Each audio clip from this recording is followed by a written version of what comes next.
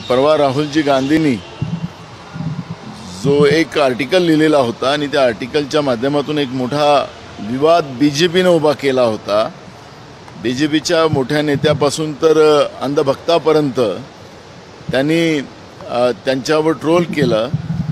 आम्ही निवडणूक आयोगाला प्रश्न विचारले, आज नाही पहिल्या दिवशीपासून आम्ही प्रश्न विचारतो। महाराष्ट्रातलं सरकार हे जनतेच्या मनातलं नाही आणि मी तुम्हाला अजूनही सांगतो, वारंवार सांगेल की हे जे सरकार आहे, ज्या दिवशी पाचवी बहुमताने निवडून आलं त्या दिवशी लोकांमध्ये कुठलाही उत्साह नव्हता, आनंद नव्हता। भाजपच्या त्यांच्याच अंधभक्ताला त्यांना सांगावं लागलं की उत्साह साजरा करा, पण लोकांनी तो उत्साही साजरा केला नाही। हा जनतेतल्या मनातलं सरकार नाही आणि म्हणून बच्चू कडू सारख्या अनेक लोकांच्या जीवाचं घेणे देणं नाही, अशी परिस्थिती राज्याच्या सरकारची आहे।